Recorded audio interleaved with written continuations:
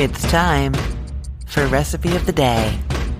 One of the things that the internet has taught me is that people have strong opinions about surprising things. Let me tell you. So I have this recipe for how to cook sausages in the air fryer, and the video that goes along with it has gone viral on a variety of platforms. I think TikTok and YouTube probably for sure, maybe Instagram and Facebook also. And the reason that it goes viral is that people see me poke holes in the sausages before putting them in the air fryer, and they get very upset. They say, do not poke holes in the sausages. All the juices will drain out. All of the flavor will drain out. Do not do this. I had no idea that people didn't poke holes in their sausages. At some point a long time ago, I was told that before you cook a sausage, you poke holes in it so that it doesn't burst from the heat. The liquid simmering inside, getting hot with that tight casing around it. It's all going to be really, really tight and full in there, and it's going to cause the casing to break open, split open. And I have seen sausages split open like that, so I just believed it was a thing. But no, people say that your sausages are going to be dry and not as good if you poke holes in them, and they don't seem to be that concerned with them bursting. That's what I would say. Anyhow, I decided that I didn't want to just go with this thing I'd been doing out of habit for years when other people are telling me to do it differently, and so I wanted to test it. And I'll tell you, I actually was completely open to the results going either way, and actually the results kind of surprised me. So yeah, I ran a little experiment. Of course, this is not completely scientific. I only used 9 sausages and I only had myself and one other taster, but we did measure things, we weighed things, and we came to a pretty clear decision on this one. So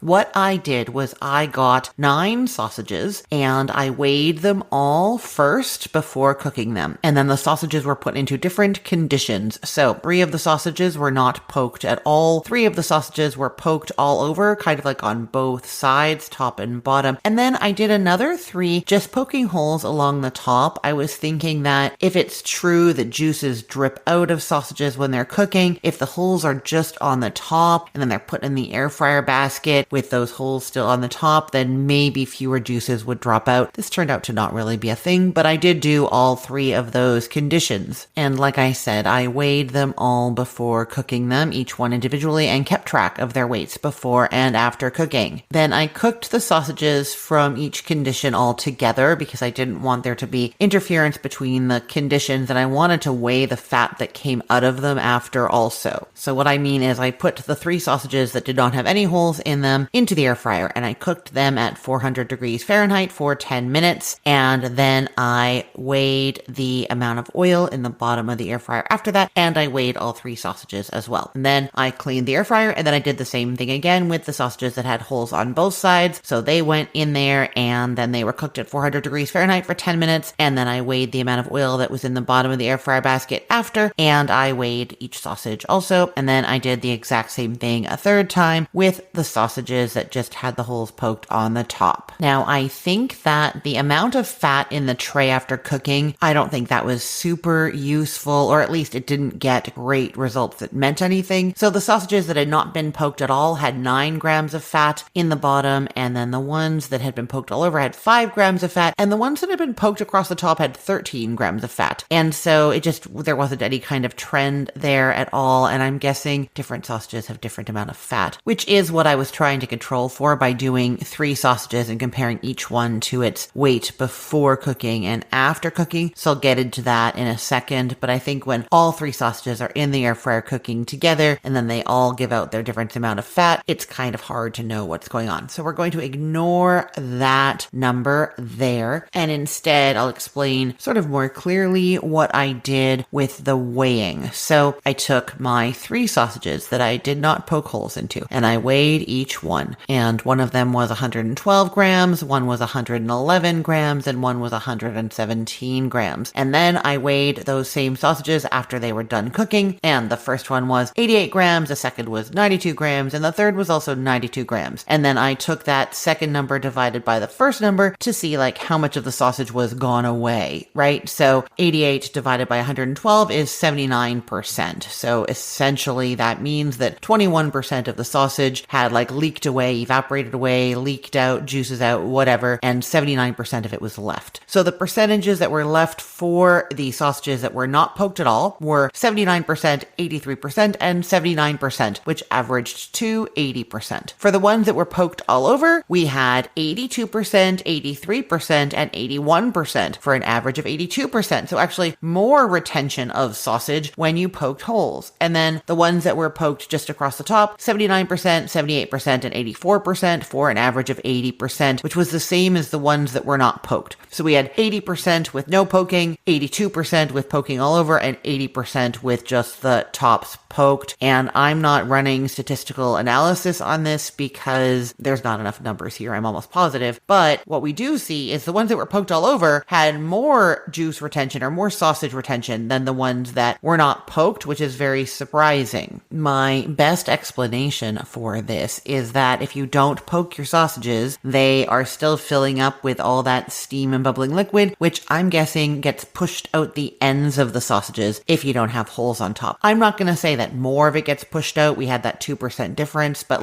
it is definitely not the case that if you poke them, more juices come out. You know what I mean? That was not what we saw here at all. If anything, they are pretty much the same. And my best guess here is that the liquids inside are building up, and when they build up enough that they want out, they get out through whatever holes they find, whether on the ends or on the top. So I think what this means is that it doesn't matter if you poke them or not. Now, I want to go back to the reason I was poking them in the first place was to avoid them rupturing or bursting open. None of them burst open, none of the 9. So if you cook your sausages at 400 degrees Fahrenheit in the air fryer for 10 minutes, chances are they are not going to burst open and cause a big mess in your air fryer, in which case there is no reason to poke them at all. I'm not going to say that's true for other cooking methods. My own experience is that they do sometimes burst open on the grill. Maybe it's just hotter in there. So if you are thinking that there's a risk of them bursting and rupturing with that crack down them and you don't want that, then you might want to poke some holes in them. But it seems that in the air fryer, you probably can or don't have to, and it's not going to matter. So I think that is my conclusion, that it really doesn't matter if you want to poke the sausages. That's what you've always done, like me, and you're just not going to change anything because your sausages are always juicy and good, and why change something that's working? Then you keep poking them. If you don't poke them, it seems you can also just continue to not poke them. It doesn't make a difference, and I guess we can just let sausage bygones be bygones, and everybody can do what they do. I don't know if that's a satisfying result or an unsatisfying result. I actually really thought it was going to make a difference and was surprised that it didn't. Did this surprise you? I'm curious to find out. Leave a comment and tell me. The best place to do that is on cookthestory.com. If you head to cookthestory.com/ROTD and go to the episode for December 16th, you can comment there and let me know what you think. I'm really curious to find out. Okay, experimentation. That's what happened today. No actual recipe, but good information, right? Thank you so much for listening. I'm Christine Pittman from cookthestory.com, thecookful.com, the all-new chicken cookbook, cookfor2.us, and this podcast recipe of the day. I hope you have a great day. Let's get cooking.